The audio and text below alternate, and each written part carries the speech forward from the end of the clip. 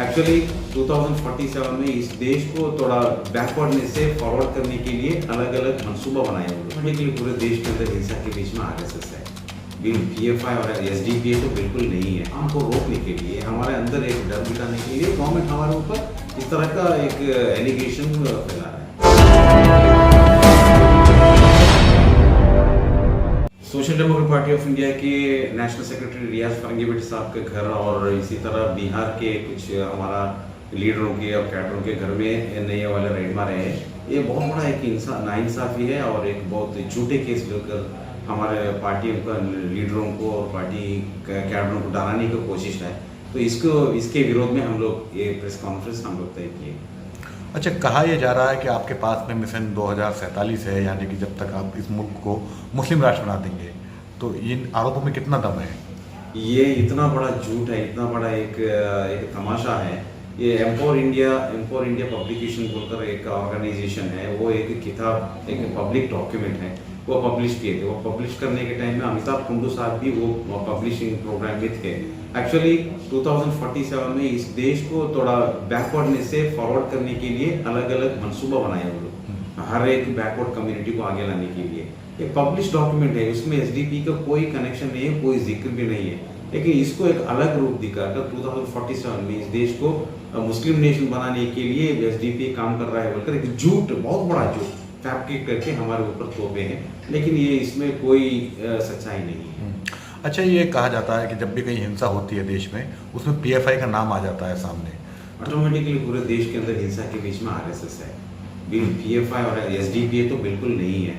SDP कानून के दायरे में काम करने वाला है, हमारे देश के संविधान के दायरे में काम करने वाले लोगों के अंदर जागरूकता लाकर गवर्नमेंट के जनविरोधी नीति के खिलाफ लड़ने का एक बहुत बड़ा एहतजाज करने में हम लोग बहुत आगे हैं। तो इसीलिए हमारा जो एक काम को रोकने के लिए, हमारे अंदर एक डर बिठाने के लिए गवर्नमेंट हमारे ऊपर इस तरह का एक एलिगेशन फैला रहा है।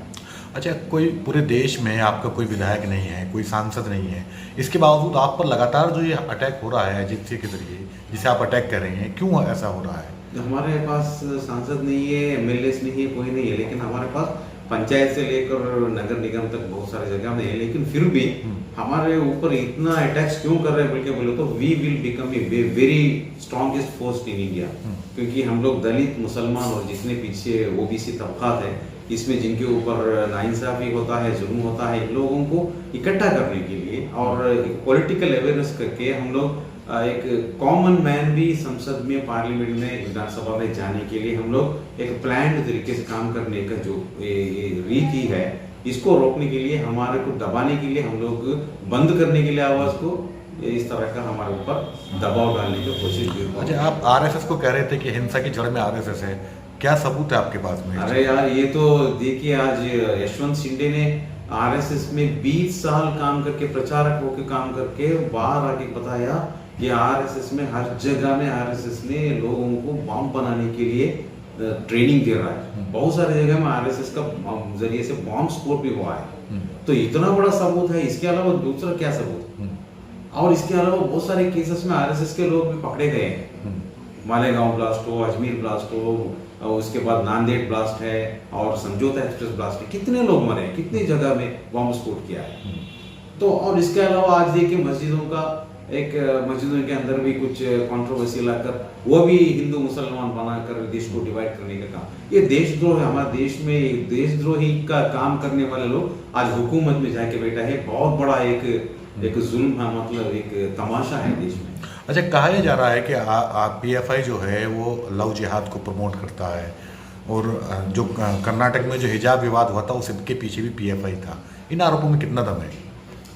देखिए, लव जिहाद जो अभी तक लव जिहाद पीएफआई नहीं तो कोई मुस्लिम कम्युनिटी ऑर्गेनाइजेशन कर रहा है, कोई आज तक साबित नहीं हुआ। आज तक साबित नहीं हुआ, कोई सबूत भी नहीं है। केरला में भी केरला का डीजीपी तो डायरेक्टर जनरल ऑफ पुलिस भी बताया, उनका भी रिपोर्ट था, there is no any reality in the allegation of the love जिहाद। कर्नाटक के अंदर भी मैंगलोर में आरएसएस वाले बड़े बड़े एहतजाज किए लव जिहाद को रोकना है बोलकर, लेकिन असम में मिला एक स्कूल टीचर हिंदू था, वो 20 हिंदू औरतों को मारा था। तो इस तरह का है। हम मुसलमान कम्युनिटी और यहाँ एसडीपीए को हम लोग कभी भी इस तरह का एक एंटी सोशल काम नहीं करते हैं। अच्छा, आप जो लगातार आप पे ये एनआईए के आरोप लग रहे हैं, इन्हें आप कैसे डिफेंड करेंगे?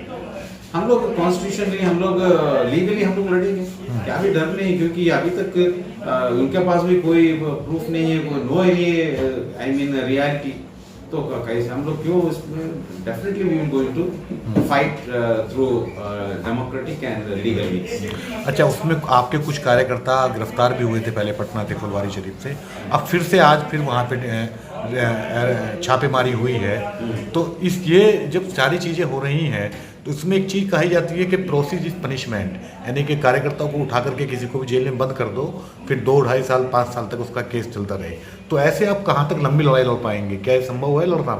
हमारे पास हम लोग लीगली बहुत अवेयर है, हम लोगों को लीगली हर एक चीज़ भी मालूम है कैसा लड़ना है, और हमारे पास भी वकीलों का अच्छा सपोर्ट भी है, तो बहुत सारे वकील इवन नॉन मुस्लिम वकील भी हम लोगों के साथ देने के तैयार है, क्योंकि इतने सारे जुल्म यहाँ बीजेपी हुकूमत ने कर रहा है, इसके विरोध करने के लिए बहुत सारे नॉन मुस्लिम यानी अदर कम्युनिटी के लोग भी, डिफरेंट कम्युनिटी के वकील लोग, एक्टिविस्ट लोग भी हमारे साथ में है, क्यों डरने की कोई नहीं, हम लोग डेफिनेटली वो लोगों को बाहर लाने के लिए और केस को हराने के लिए हम लोग definitely we will going to fight.